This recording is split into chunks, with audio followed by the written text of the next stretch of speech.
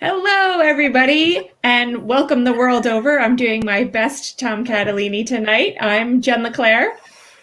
I'm Sam Hammer. And I'm Tom Shampoo.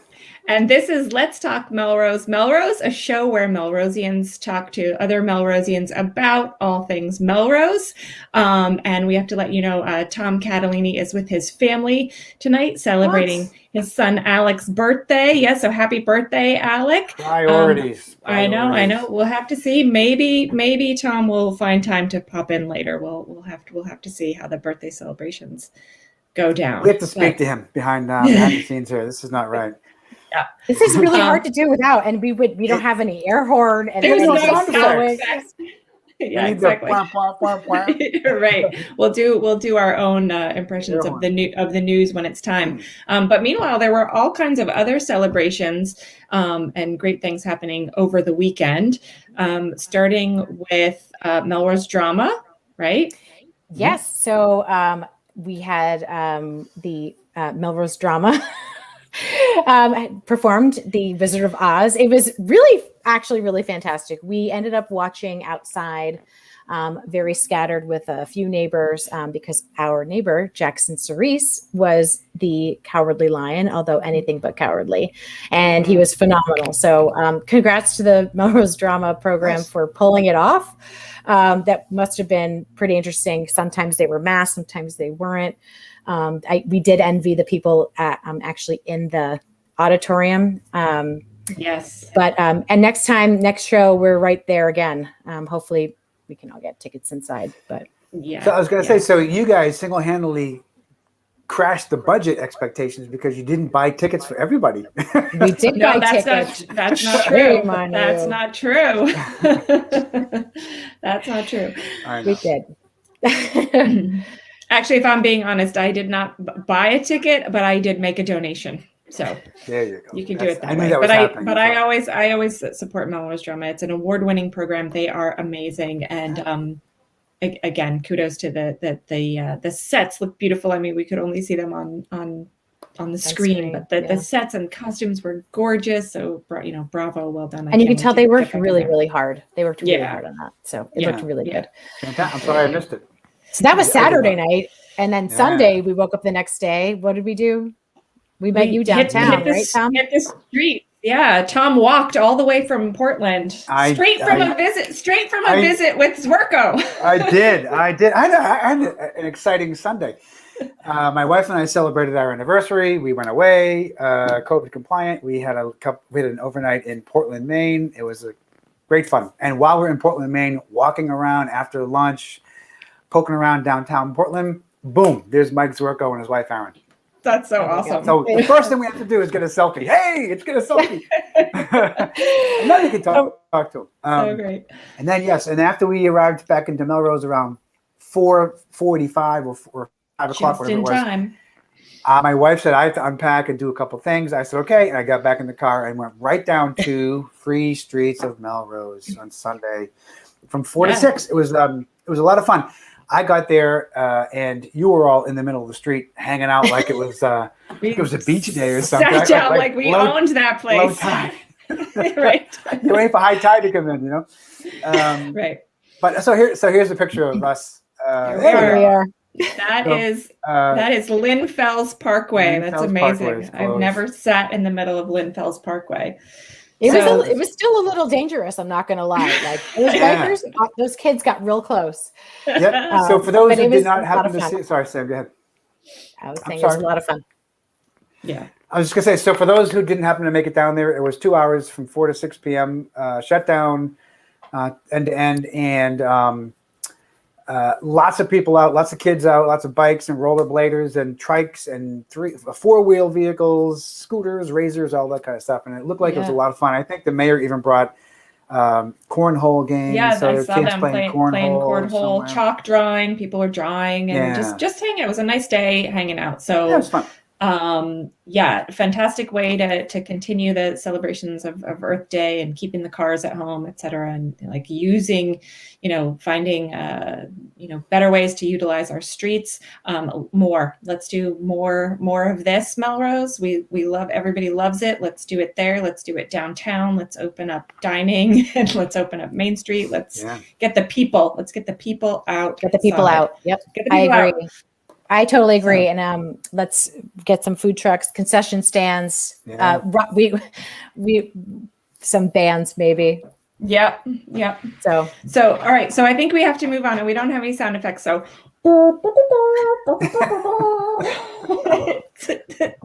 it's time. It's time for the news. That's what we're going to do there. And I'm sorry to joke around about it, because we're actually going to start with it. We're going to start with a sad thing. Unfortunately, Melrose is mourning the loss of a young member of our community. 9th grader Grace Zink passed away last Friday, nicknamed Amazing Grace. She was in my daughter's class. She was a member of the unified basketball team and was 2017 Miss Amazing Teen Massachusetts. She touched a lot of people, was super cheerful and sweet, really amazing young lady. So our condolences to the Zink family from everyone here at LTMM and all of Melrose. What else is going on, Tom? You're up next. And, we'll move on to COVID. Just as a quick update, Melrose surpassed 2,000 COVID cases, not active right now, obviously. And we also are at 61% of our residents have at least one vaccination. That includes me. I have my one vaccination, one more coming in another week. And then also 41% of those people are fully vaccinated. So we're not quite halfway, but we are going to hope and push toward the higher percentages, 65, 70, 75%. We need to get up there and get Melrose vaccinated all the way across the board. So if you haven't been if you have not been vaccinated, please make sure to get your vaccination. There are lots of appointments available. Jen, did you get your second yet? On Thursday. Coming Thursday? Yeah. Okay. Yeah. I got my second. I will. I got my thank you for my wellness checks on Saturday. You seemed fine. Yeah, you seemed fine. I did. Don't tell the Girl Scouts that I was okay. I missed out on camping, but I did. There are other side effects. There are some other side effects that you should just be aware of. Which I don't know what came over me, but I think just the relief of being fully, plus minus 2 weeks, fully vaccinated. Yeah. I could not stop telling people how much I love them. Like, I think I squeezed Tom Catalini into an awkward state. I didn't get one of those. Yeah. Boy. Hey, you're getting squeezed up in Portland. So how did you feel about that?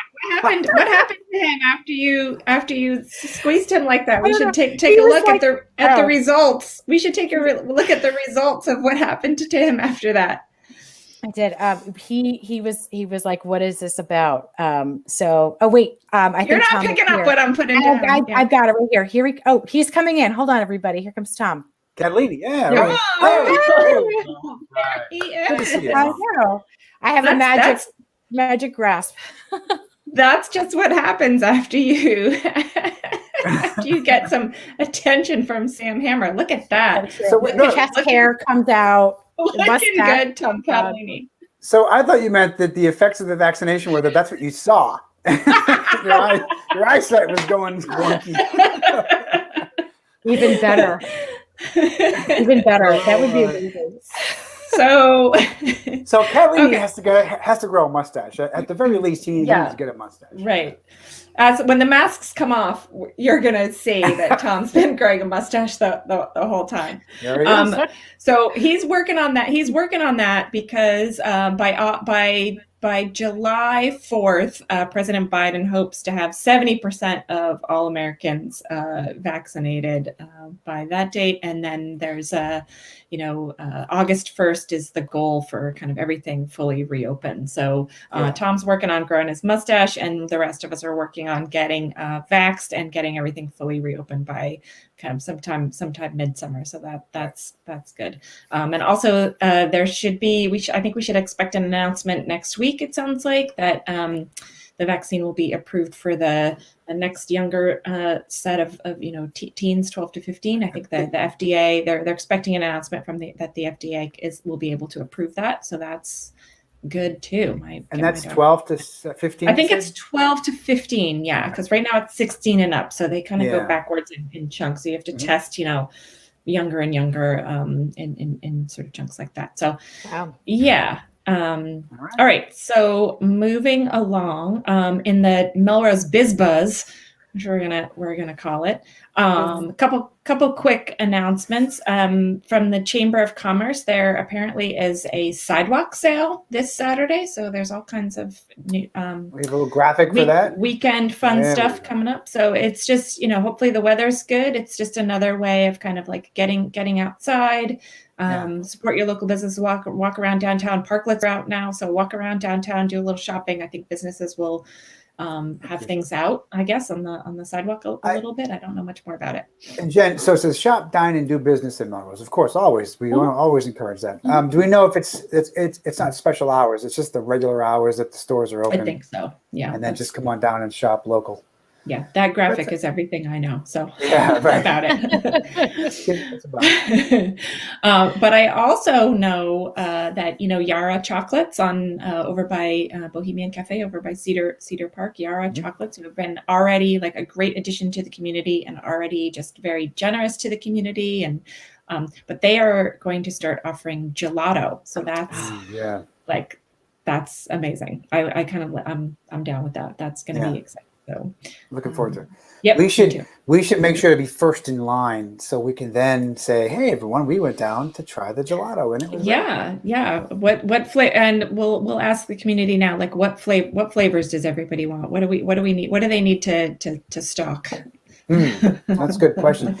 Can you put extra things in gelato, like mint chocolate chip has chocolate chips in there? I feel like it's very not plain, but it is what you get in the gelato. I don't think it needs extras. I don't think you can put like sprinkles and stuff on it. I don't think that's allowed. I don't think that's kosher. Although maybe in New England, New Englanders will do anything and everything to ice cream. Pour it over an iced coffee. Right. So. I was just in Portland, as I mentioned, and they're crazy for gelato. There's a couple of really, really popular gelato places, and when I had lunch, they had a vanilla gelato milkshake that I actually bought, and I got that for lunch. So I think, yes, it just comes as flavors, but the two shops that I saw, they're like 30 flavors of gelato. So wow. Yeah. I don't know if she'll have that at Yara, but we're looking forward to it. Can't wait to check that out. Yeah. Yep. And also, moving on, we have big congratulations to the one and only Eugenia Gibbons. We love her. She's been on the show so many times, but we've missed her. City Council has appointed Eugenia to the Conservation Commission for a term that will expire on the last day of February of 2023. So that puts her at just under 2 years for that commission. But again, I know she will bring a lot of expertise to that commission, and Melrose will become a better city because of that. So congratulations, Eugenia. We'll have to ask her officially to come back on and tell us what the heck they do. That's a good question. Explain. Her vision for the Conservation Commission. No one better in that seat. Congrats, Eugenia. We're going to conserve Tom Catalini's mustache with the. Does it? Wait, Tom. So if Tom were here, he would ask, "Does it come with a parking spot?" But I would say it probably only comes. It only comes with one of the EV telephone pole parking spots, or a bike spot, or a bike. Yeah. I think Tom needs a new T-shirt. Take off your mask. Take off your shirt. That's what his name. I can't look away at that thing, man. I know. That's why I'm a little quiet because I'm all about Selleck tonight. But here I go. I'm going to speak up now. So Next Tuesday is the vote on the school budget. Oh, yes. Sorry. I'll take 3 gelato shops. With a walk-up booze window too. Yes. Next Tuesday is the school budget vote with our school committee. And so there's, oh God, what, Jen? We're just reading comments. Go ahead. Sorry. Okay. Go. So please pay attention. This is the time we're calling your school committee member and making sure that you get your voices heard. We showed last when Jen Rosie Thomas was on, there was a 6% increase that the school is asking for vital refunding of positions and other infrastructure. I can't wait to see our school committee fully fund our budget. That's me just putting it out there, loaded. Agreed. And we've said this on the show before. The things that they're asking for, and other people in the community have said that the things that are in that budget are not wish list things. These are unmet needs. Important leadership positions in the school that will direct whole branches of curriculum, including STEAM education and stuff like that. So there's really some critical stuff in there. Yep. Yes, there is. And with that said, the race is on. Yes. So election polling papers has started May 3rd. That essentially means that you are going to run for office. November elections have begun. Last date to obtain those papers is September 10th. So there's a lot of time for this field to flush itself out. So just for anybody who isn't aware, there are 3 school committee seats that are open, and they all have 4-year terms. God bless you for doing that. 3 of how many, Sam? Three of 6. How many? 6. Okay. 3 of 6. Yeah. The mayor is the 7th on the school committee. There are 4 counselors at large. That means citywide, there are 4 of them. And there is 1 ward counselor per ward, and there are 7 wards. So it's 11 seats. And those are only 2-year terms. So we were talking earlier about who's pulled papers, who's decided that they're not going to run again. So thank you to John Tremontozzi for your service. We appreciate all the work you've done. And this last term has had to have been a doozy. So we look forward to just seeing you around town and at the Rotary and other things. So thank you for your service. Absolutely. There is 1 candidate that's jumped in so far, Manjula Karamchetti, who is has been doing a lot of work around Melrose for diversity, equity, and inclusion, and just an all-around cool chick. So yes. That there's still time in that race. Wards 2, that's Jeff McNaught is the current sitting counselor, and also Ward 3 is Rob Stewart. They both have not yet declared if they're running. I heard Rob Not may, yet. but so we're curious to see. Hasn't yet pulled papers. So yeah. So let us know. Well, not just us, but all of Melrose. Us first, preferably. Let us know. We'll Forget that Karachi guy. Yeah. we'll tell Karachi. There's so much sharing of Karachi today.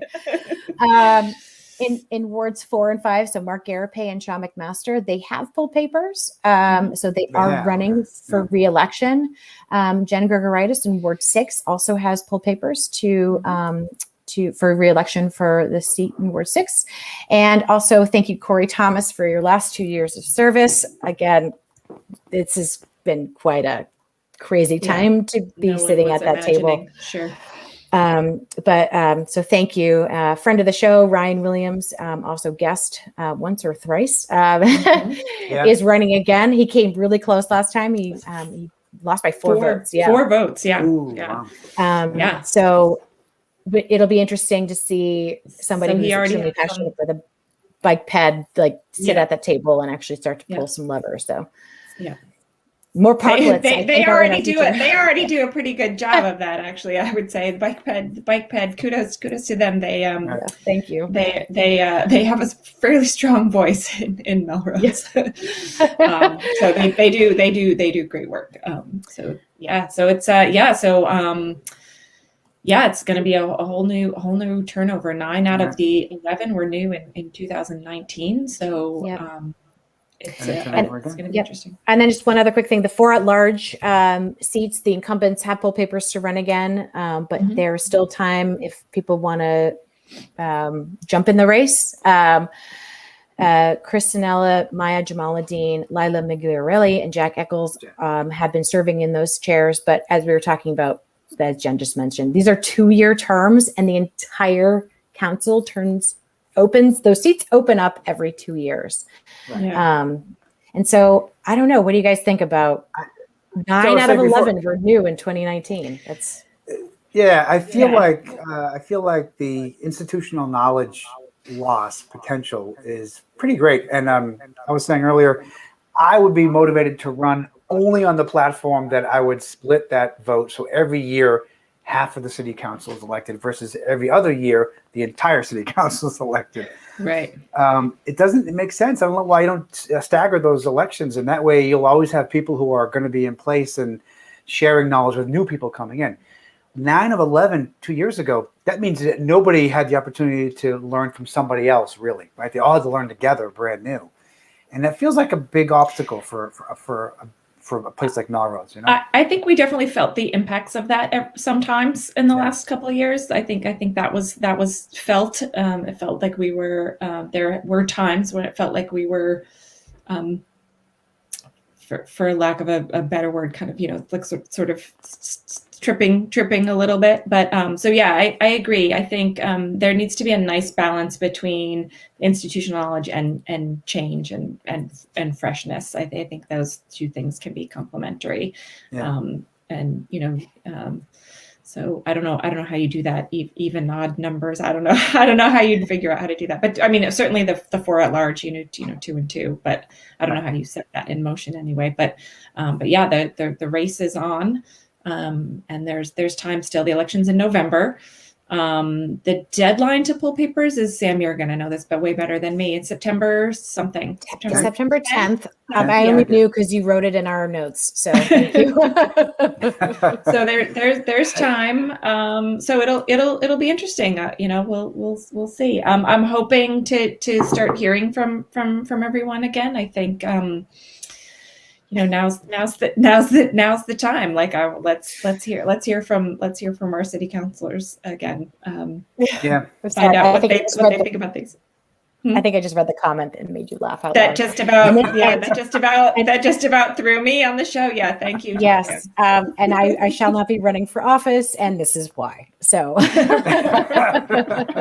John Hammer's comments is a liability. We need a picture of John Hammer up here one of these weeks for the show. I got one for you. Oh yeah, well, I can picture it. I don't know. What do you think, Tom Catalini? Do you think you're going to be running? Catalini. Open your shirt if you want to run. Close your shirt if you're not running. He needs to pull up in the red Ferrari. That's what he needs. He's the red Ferrari. He has to pull up in the red Ferrari, honk the horn twice, and say, "I'm running." What do you guys think? All right, so new city councilors will be elected in November. Do they start serving right away? That's a good question. I know the mayor gets sworn in. The mayor got sworn in January, but but he started serving right away.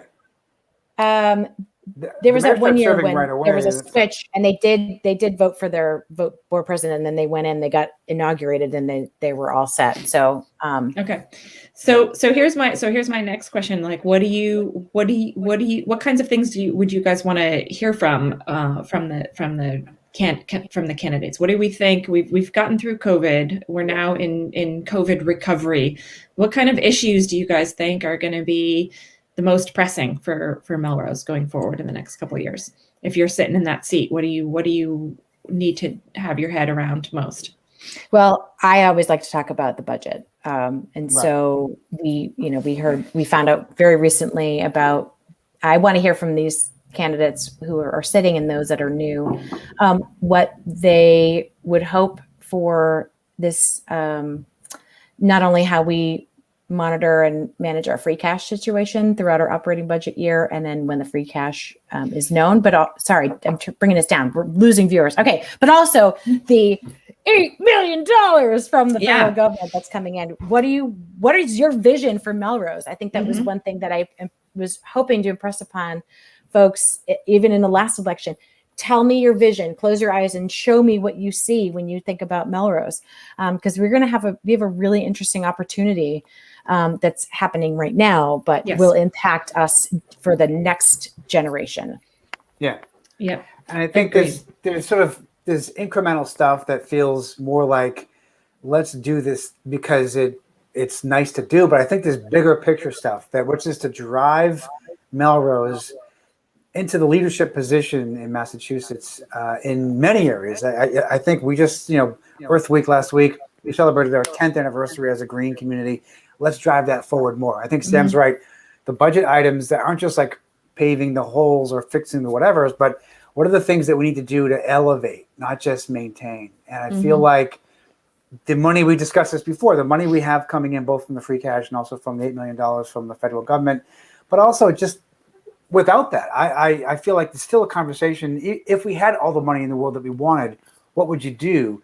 And that gets at that question for the candidates about what they see Melrose becoming for parents and children and everybody else. Evolving. I mean, Melrose, we have our historic assets that we love, and we have, there's a character and a flavor to the town, but we can't be like a neighborhood in Disney World. Like we can't be like Victorian land. We have to move forward. And what does that look like? And you can certainly strike a balance for that. So I'm really interested in hearing, like you said, Sam, like what's the vision, and let's look at what other cities and towns our size are doing, and let's get creative. Let's find things that we can say yes to, or find our way to yes. We've talked about that before, Sam and I, and we've talked about this on the show. There's nothing that I think is more that stifles a conversation more than talking about, well, why we can't do it, or what that, it's important to look at and recognize risk, but not let that be a barrier to what's possible. Like we have to look at where, what kinds of creative economic drivers we can come up with, and creative placemaking and all these kinds of things that's going to make Melrose a really vibrant, livable community for everybody. I can tell you that. Go ahead. I was going to say, I can tell you the time that I was most excited in the last 6 months was looking at the plans for the West Knoll redevelopment, the whole stretch that's just south of the Lynn Fells, right? Everything from the tennis courts, the baseball field, the tennis courts, and then all the way down to the other end, which is Melrose Street, down by the other tennis courts. That whole redevelopment plan, like that's when I felt like, okay, now we're changing, we're redesigning what the city looks like physically. Right. And those are the kinds of things that I feel like benefit the community, because people have a chance to really engage in a different way. Yeah. Right. And one other thing I wanted to mention about as we're coming out, or we're trying to emerge physically and professionally and emotionally out of this pandemic as best we can, status quo obviously has not worked, and we cannot go back to status quo, because then we'll literally be going backwards. We do have some of our neighbors are still very the economy hasn't recovered for a lot of Melrosians. And so to think in ways that as a municipality, we can support them. And again, to Jen's point, don't tell me how we can't.